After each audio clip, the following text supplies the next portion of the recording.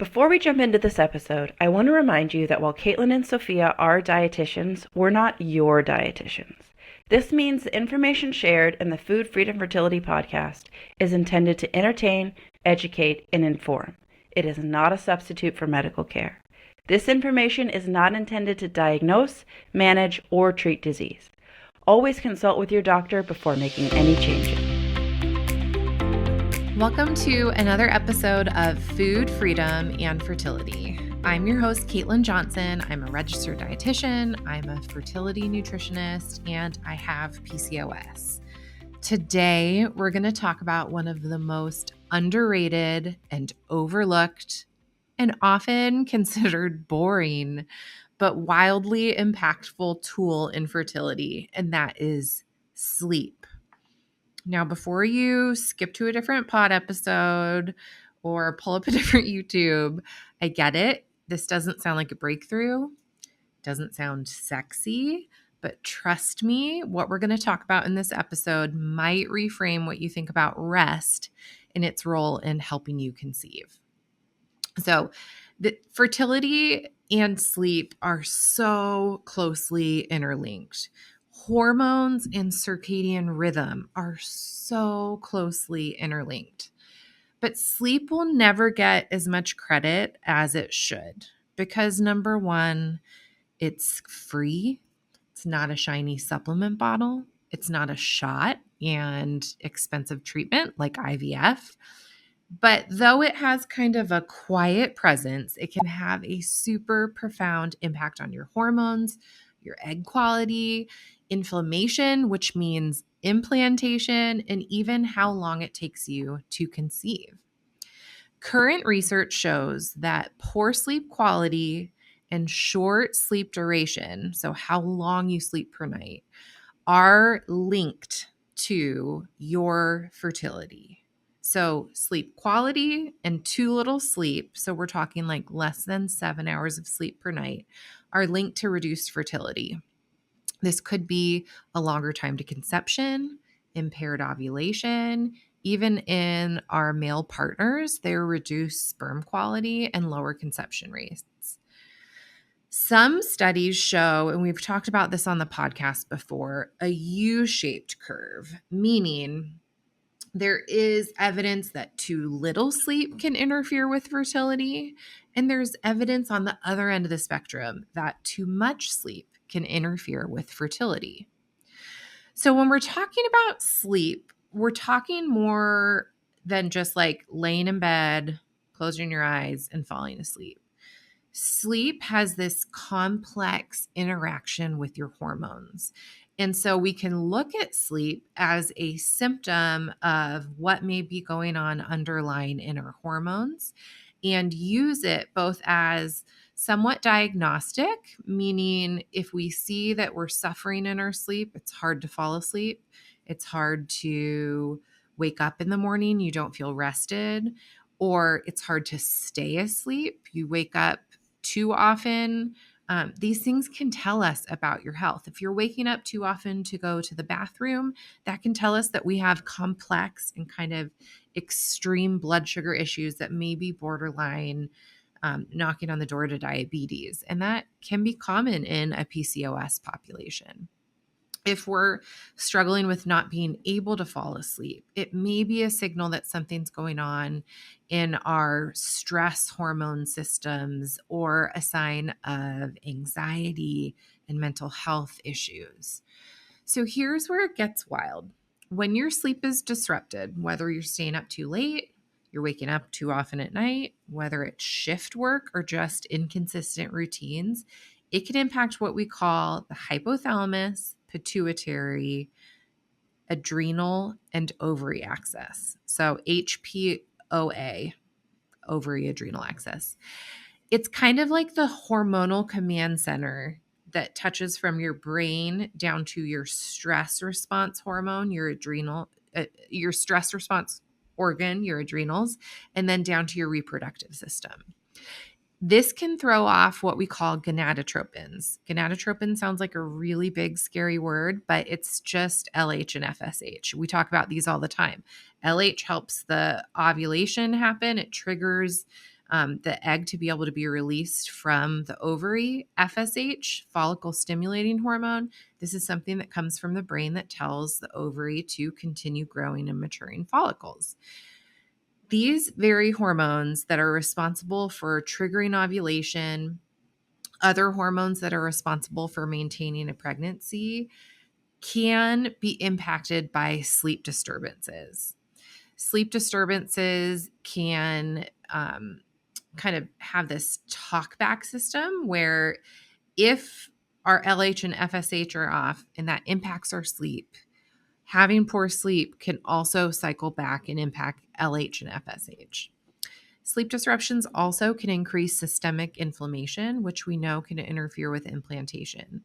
So there's like this whole hormonal orchestra that goes on within your body that has to do with ovulation very directly. It also has to do with us getting restful, productive sleep so that the next day we feel calm but resilient moving into the day and through the day. Small stressors don't become huge disruptions in our day and load on to our stress patterns. When you wake up, you should have kind of a flood of cortisol, this stress hormone that gets so much bad press. Cortisol should help you wake up and get you ready for the day. And so you have this, what we call a cortisol awakening response, where it comes up as you wake up, like 30 to 60 minutes, and then it kind of slowly comes down.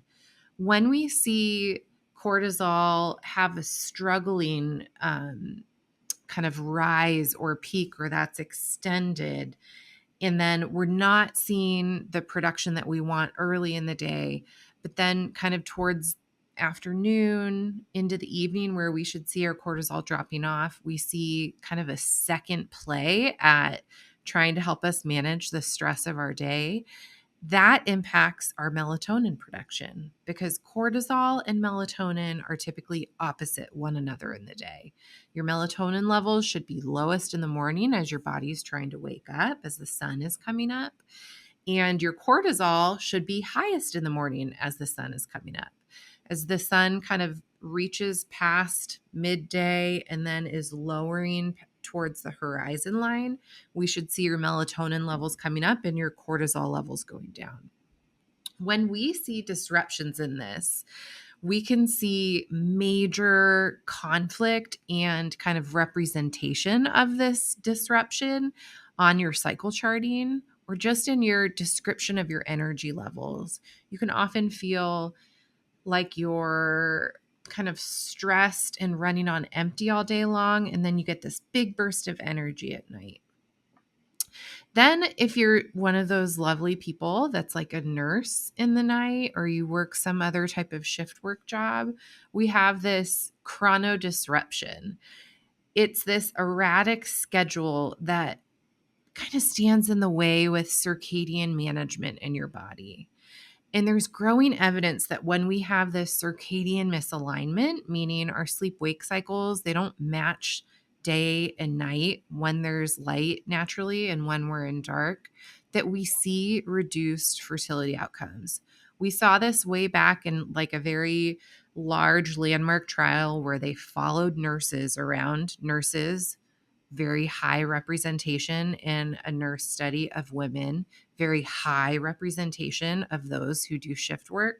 A lot of nurses work either during the day or during the night, 12-hour shifts. If you are going to sleep at 10 one night, 1 a.m. the next night, or 8 a.m. the next morning, the next day's morning, that inconsistency is called chronodisruption. And it really messes with hormone signaling, blood sugar regulation, and it's even been shown to delay ovulation. We see other patterns of sleep issues impact fertility, or conditions that we have that also impact fertility kind of tee us up for sleep issues. And if you've followed me a lot and you know something about PCOS, you know that I'm about to talk about you. When you have PCOS, it can be really common to struggle with sleep apnea. When you have sleep apnea, you have these multiple times that you wake up in the night just because your body needs more oxygen. And there's this kind of disordered breathing pattern, and it really requires treatment. Sometimes weight loss can improve sleep apnea, but most people see significant relief when they start treating it with a CPAP machine. We can also see this dysregulation in HPOA access and higher cortisol levels, lower melatonin levels that can increase insomnia.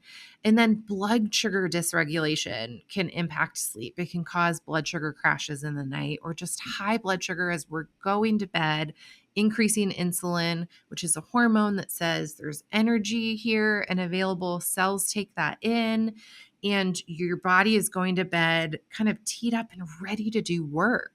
That's not what we want to do when we're trying to go to sleep.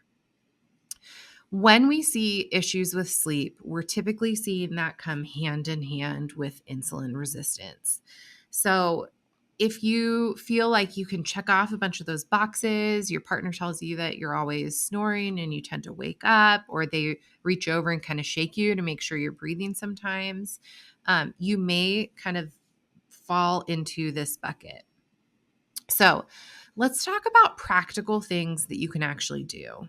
Now, one thing that you can do is, as Sophia and I talk about so often, basal body temping is so valuable so that we can see if you've ovulated.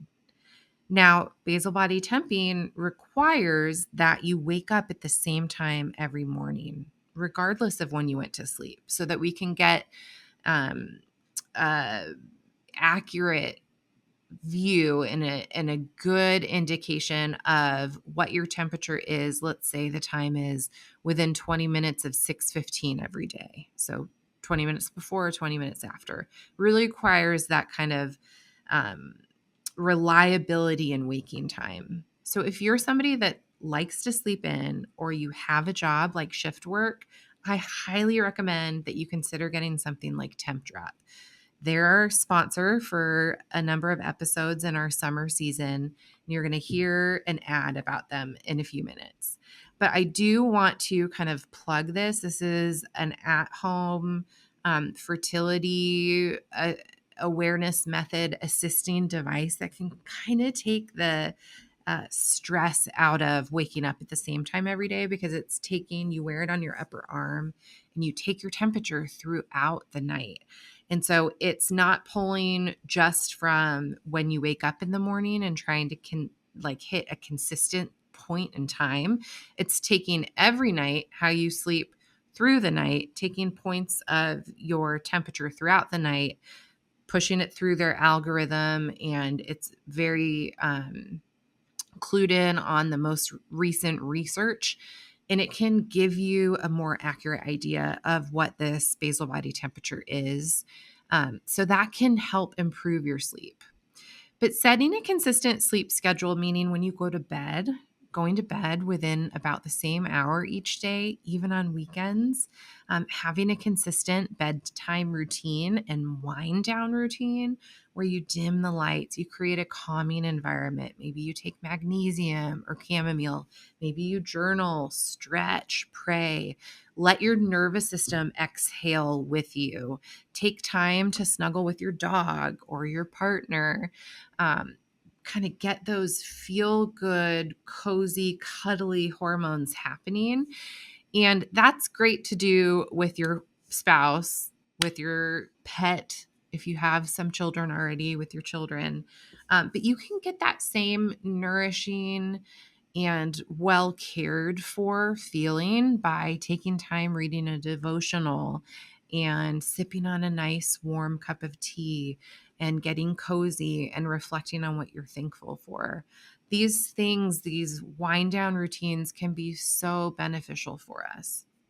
Now, because Sophia and I are both dietitians, I'm going to belabor this point probably more than you want to hear. But blood sugar control, as you shift into a restorative time in your day, And sleep is restorative. It's restorative in our brain and how we kind of file away memories. It's restorative in our nervous system. It allows our body to digest food, take a break from digesting food, allowing our gut to kind of work stuff through it. It's a great time to enter a rhythm of sleep and rest with stability, not variability. Okay, so variability would be like downing a bag of Oreos before bed or having a big serving of ice cream before bed every night. Diving into something salty, crunchy, but still very carby and having a naked carb before bed. I like to recommend not eating within 3 hours of bed, but still eating a good, healthy dinner, but backing it up from bedtime. So you're not eating at like 8 p.m. and trying to hop in bed at 10. Eat earlier, eat at 6:30 and be in bed at 9:30. Build a rhythm of going to bed around the time that the sun goes to bed. Maybe this is actually a little easier in summer because it's light where I am. It feels like till like 9 p.m. And it feels good to be in bed at 9:30. In the wintertime, it's a little bit harder because it could be 5:45 and be dark where you are. I'm not advocating you get into bed at 5:45 at that time of year, but it is a time to kind of calm your eye exposure to light. So we want to mirror what the sun is doing when the sun is descending, when it's kind of retreating at night and the colors become calm and warm, creams and oranges and reds. We want to make that same sensation around us, even though we're at home. So we want to cut down on blue light kind of wavelengths, trashy light at night. So bringing in the warm tones. I have installed light bulbs in our bedroom that are in the warmer category. We have a huge skylight in my bedroom. And so in the morning, I get the full spectrum of light into our room. But at night, it's dark, and so I'm not getting light through there. So any of the ambient light that's on has these warmer tones. You can go into almost any hardware store and purchase light bulbs like this that are not bright white with lots of blue light in it, but are warmer tones. So not cooler tones, but warmer toned, kind of more in that like yellowy side of the range. You can buy light bulbs like this. Hey, podcast listener, we are taking a break from this episode to talk about our sponsor for this summer season, and that is, of course, Tempdrop.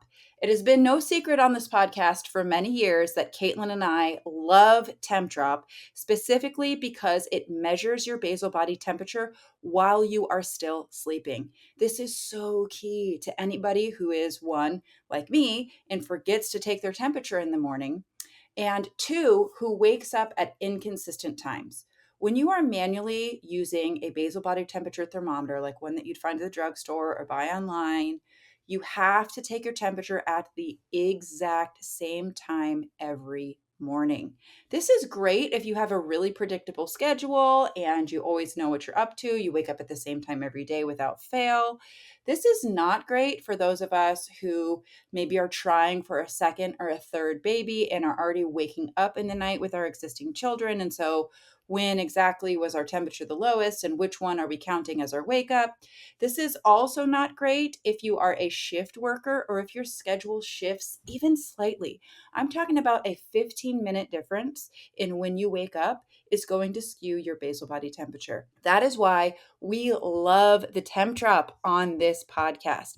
It is such an easy and simple way to automate your fertility awareness method, regardless of your unique journey. It is great for if you have a irregular cycle, like if you have PCOS or you're recovering from hypothalamic amenorrhea and you want to know when and if you're ovulating at all and you don't have like a super consistent chart to start with.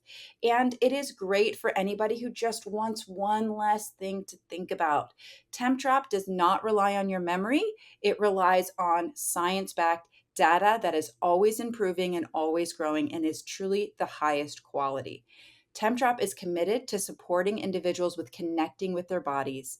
They support to make things more accessible rather than replacing existing methods. Tempdrop is here to make what you're already doing easier. So if you want to try out Tempdrop and sort of automate your fertility awareness temperature taking, use code FFF15 at checkout at tempdrop.com. I remember I focused on this between my first and my second child because I had such bad insomnia after having my first baby that I looked at kind of light. I like to think of it as like light litter or light trash. Like, what kind of light do I want when I'm in my living room? My living room is for the brightest part of my day. If I need to flip on a light, I want that to be brighter. I want to be able to see really well in my kitchen. When I'm in my room, though, I'm in my room typically to sleep, and I don't need the lights on during the day in my room. But if I'm going to have them on, it's usually as we're kind of winding down to bedtime. I also have a dimmer switch on the lights in my room and in my bathroom so that I can kind of set the mood for bedtime. Another thing that you can do with kind of where you're timing your meals is if you're somebody that doesn't go to bed until 11 p.m. and you want to scoot eating far away from when you go to bed, I want you to think about bedtime at like 11 means your last snack is by like 8. But I still would love for you to eat your bigger dinner closer to like 5 to 6 if you can. And then maybe you have a little bit of handful of almonds or something at that 8 o'clock hour if you are somebody that's going to stay up late. I remember this was something that my husband, who did a lot of shift work early in our marriage, he really struggled with because 4 nights a week, he wouldn't be off work till like 10:30 or 11. He got home. He needed to kind of wind down before he go to sleep. So he might not go to sleep till 1 or 2. But he was hungry because he ate dinner on his lunch break at like 5 or 6. If you're going to stay up till 2 a.m., you're going to be hungry again. And so you got to kind of think about what your routine is and look at it and go, okay, how can I be constructive here? And the other thing about nighttime eating is we don't always eat in the evening because we're actually hungry. A lot of times this is when we stress eat. This is when we dive headfirst into spicy Doritos or Cheetos or Girl Scout cookies, whatever it is that feels like your stress relief in the evening time.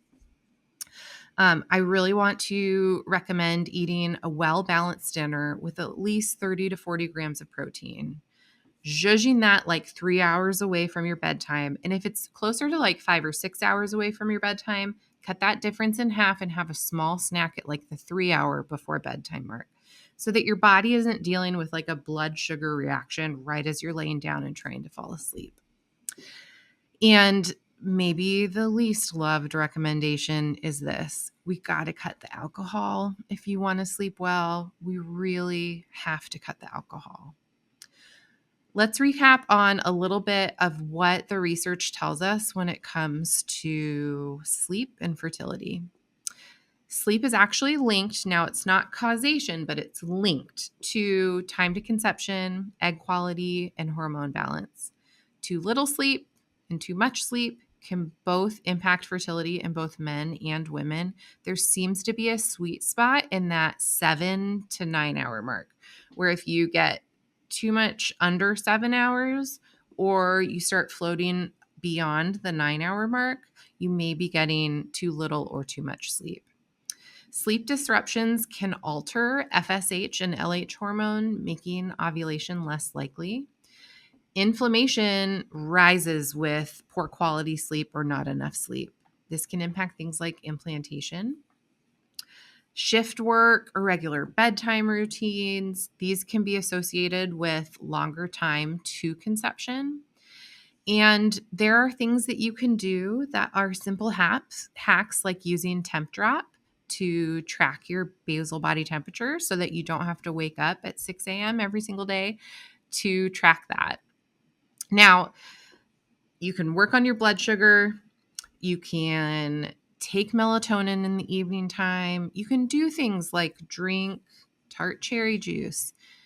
But really, none of these things are going to have the same impact as setting really healthy sleep hygiene, so consistent quality sleep routines, and doing the hard work of building a sustainable. So, like, don't make a bedtime routine that's not sustainable. Don't make it an hour and a half long and you can't do it every night. And gosh, I remember when my older girls were little, like 1.5 and 3, their bedtime routine at one point was like an hour and a half long. I'm not even kidding. It involved like saying goodnight to the grandparents and running up and down our sidewalk in front of our house. And then they got 2 bedtime stories, and then they like to go out and wave goodnight to the stars. I mean, it was ridiculous. And at some point I said to my husband, like, something's got to give. We got to like cut this in half. And we ended up going on vacation. When we came back, we just made a new normal. But that's an example of it being unrealistic in a toddler world. Unrealistic for you might be 20 minutes of yoga, light a candle, journal for 10 minutes, read a devotional, snuggle with your honey. Like, all of a sudden it's 2 hours before you actually lay down. That's not the point. The point is to build some consistency that your body will go, oh, this is when we usually lay down. This is when we usually go to sleep. And that's what we're going to do right now.